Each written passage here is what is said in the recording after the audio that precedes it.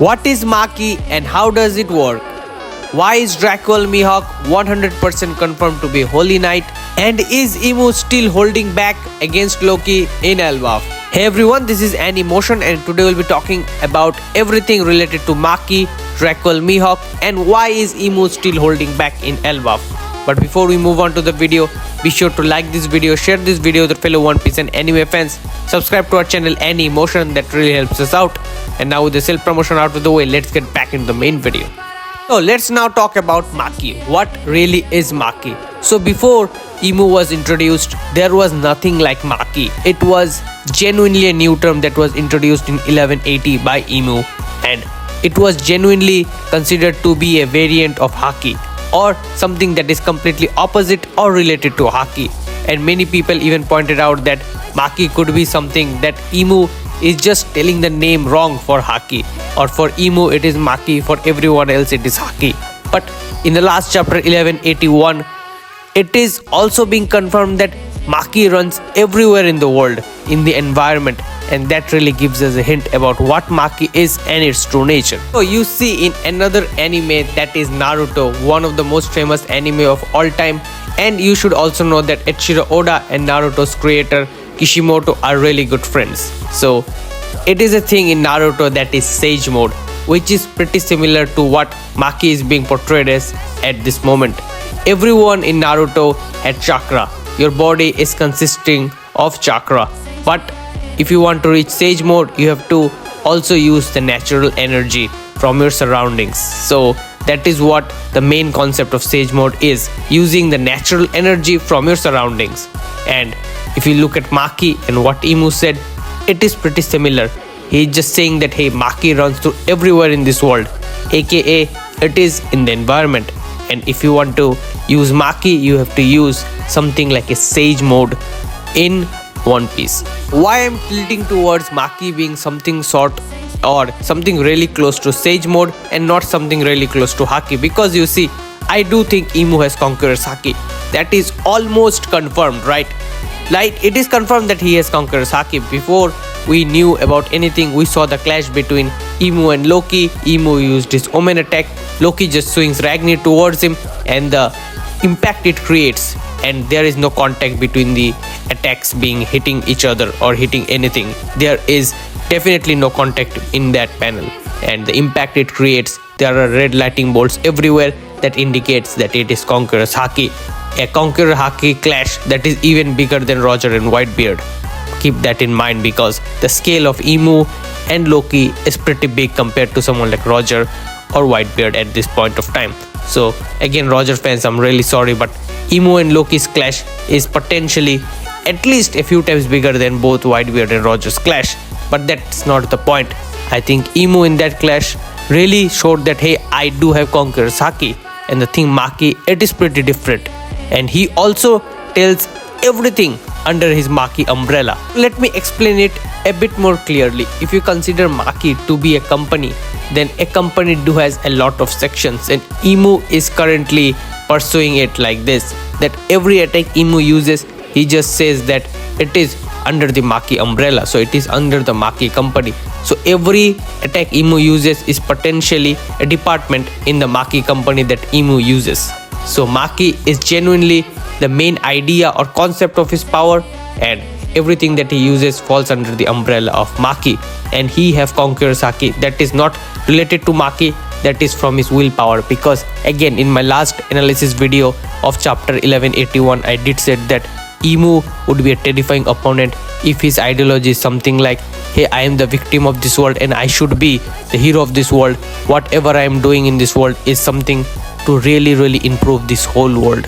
So if he has something like that of a willpower or something like that of ideology, his willpower is going to be very big. His willpower is even going to consider something even bigger or even in the competitive range of Luffy. So just keep that in mind, and Emu surely is going to be one hell of an opponent to defeat, because I don't think he's going to lose very easily in this arc of Elbaf. No matter how much we see that Loki and Luffy might just defeat him, I don't think Emu is going to lose so easily, unless and until his own weakness falls apart, because we just know that Emu is bleeding when he appeared in 1179 he was bleeding all over, he was coughing out blood. So maybe something like that, maybe a Itachi type ending to him, that his own illness is killing him, so he just came out to just fight his old friends like Nidhogg and Joy Boy or Nika, right? He considered Luffy to be Nika, not Joy Boy. That is another point. And he just wanted to fight or go all out against both Nidhogg and Nika for the final time. So he just came out and fight both of them, right?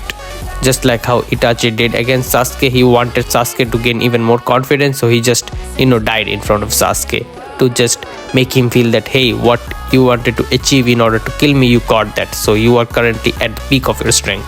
Now let's talk about our new, or someone we already knew to be a Holy Knight, Mihawk. Because you see, in this chapter it is confirmed that Mihawk is a Holy Knight, because there are a few things to consider here. Number one, the style of blade Imu uses to stab Loki versus Mihawk's Yoru. They are pretty similar, right? Mihawk has the ornaments in his blade. Again, Imu doesn't have those ornaments. Both of them do have a black blade. The type of fighting, their swordmanship is exactly the same, right? So the style they use, it could be a special Nerona family bloodline style of sword fighting, and Mihawk's name could potentially be Nerona D Mihawk. And here is the catch, right? I think that Mihawk is someone that defected from the entire Holy Knight or the entire world nobles, celestial dragon system, because maybe he just felt that, hey, I don't want to do that. And the first thing that came into our mind when we think about when Mihawk were defected, that would be when Shanks went to the Holy Land. Although if you think about it a little bit more, you would understand that, hey, both Mihawk and Shanks were present during Roger's execution, and Shanks do went to the Holy Land right after the execution. So that timeline doesn't add up. So it have to be some time during or before Roger's execution when Mihawk defected from the Holy Land. Or here is another creepy theory. What if Mihawk is not a complete Holy Knight? Just like how Shamrock is not a complete Holy Knight or not a complete Celestial Dragon. His mother is not a Holy Knight. So you have to keep that in mind. Maybe our boy just Imu went somewhere one day and felt like, hey, I want to have a child with you, and just did his thing, right? Or maybe someone descended from Imu's bloodline just went out, have a child with someone, did not really care about the child, because again they are really douchebags, and maybe Mihawk was left to die or starve, and from that day he did not really care about the Holy Knight system. That is why he really hated everything regarding the Holy Knights. That is why he was also known as the Marine Hunter before he became the Warlord of the Sea. So if you think about it, Mihawk's eye colors are also very similar, or his eye colors are totally similar to someone like Imu. Because if you just watch the animation, his eyes are definitely yellow, but if you read the manga, that is original material, you just know that his eyes are genuinely red. His eye patterns are same, so his and Imu's eye are 1v1 the same thing. So I'm very sure that Mihawk do belong to the Nerona bloodline, and his name would definitely be something like Nerona D Mihawk. And if you just look at its attires, everything Mihawk does, it really symbolizes holiness, right?